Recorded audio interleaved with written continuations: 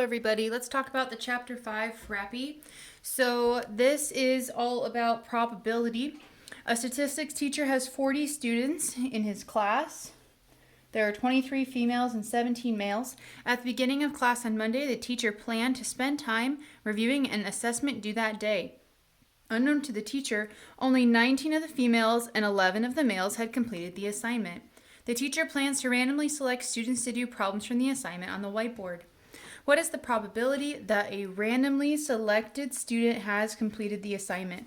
This should be a pretty quick and easy process for you, but I think it's really good because you're going to need it for the rest of the problem to draw our two-way table right now.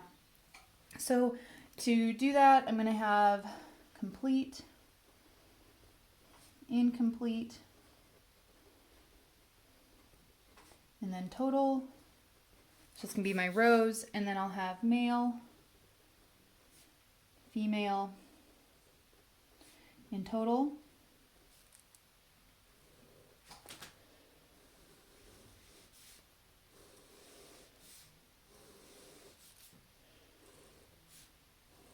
Okay, so we know that we have a total of 40 students. We know that there are 17 males and 23 females. And then if we start looking at the way this is broken down, we say that 11 males completed the assignment and 19 females completed the assignment, which means that there's 6 males, because it has to add up to 17, that did not complete the assignment or they got incomplete. And then for females, there are 4. Now, if I add horizontally, I get 30 completed total and 10 who have an incompleted assignment.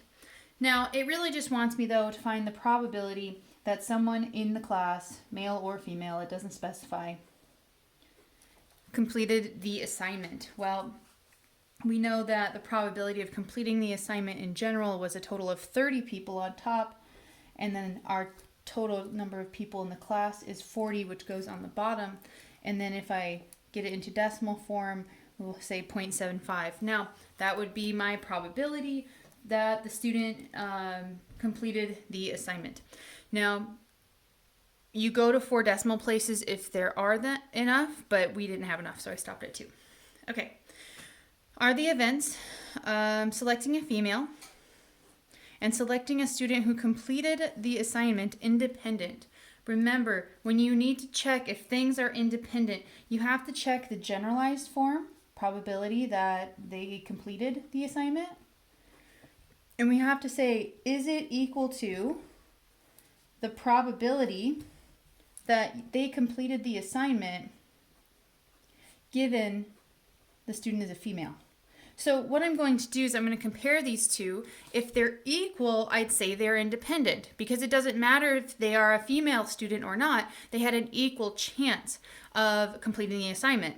But if they're unequal, like if one is higher than the other, then I would say that they are not independent, as in gender is causing a difference in whether or not the students completed the assignment. So here we go. I already have probability of complete from up here, which was 0.75. So now if I find the probability that they completed the assignment, given that they were female, well, when we do that, we have to think about that on the top should be both of these things, completed and female, which is going to be 19, this section here. And then on the bottom, it should just be all of the total females. Remember, when you have given, the second one always goes to the bottom, right? Okay, so 19 divided by 23 is 0.826. Now, I can start comparing these two numbers, and I definitely see that when they're female, they have a higher chance of completing this assignment. So these are not going to show independent. So we show that the probability of completing the assignment is higher when the student is a female So these events are not independent. So I've written in a sentence what this shows with the results and then what that actually means about it not being independent. Okay, pause it if you need it. Moving on to the next part. So we continue on to part C. So now the teacher is going to have them complete their problems on the whiteboard. There are 4 students to do a problem on the whiteboard, and only 2 of them have completed the assignment. Now, we want to see, is there a way to predict the probability that 2 or fewer of the 4 randomly selected students completed the assignment? We'll do the actual work down on part D, but we want to just explain ourselves on part C, and we're making sure we're using random digits. Okay, so we need to think about what needs to be the chance of one of the students having completed the assignment. Well, from the previous problem, we know it was 75% chance. So I'm just going to state that for a moment. There needs to be a 75% or 0.75 probability chance of the students having already completed the assignment. So going off of that, I'm going to start assigning numbers to make sure that is true. I'm going to say you could do a different number set than me. It's just, this is the general idea, okay? I'm going to do 0, 1 to 30 to represent students who completed the assignment and then I need, so I have 30 here, so I need 10 more, right? So 31 through 40, let's say, represent students who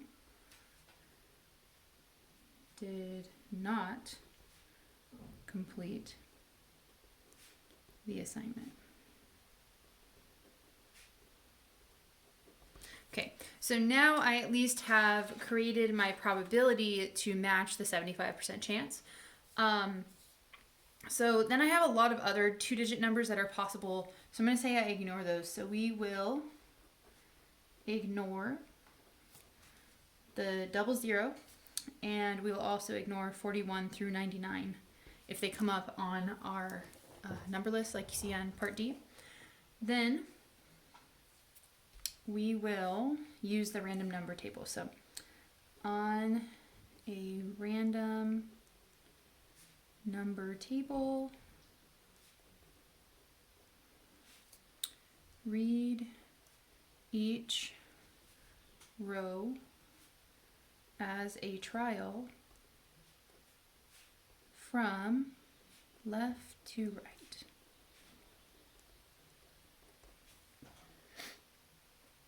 And we're looking for 2-digit numbers. And choose the first 4 2-digit numbers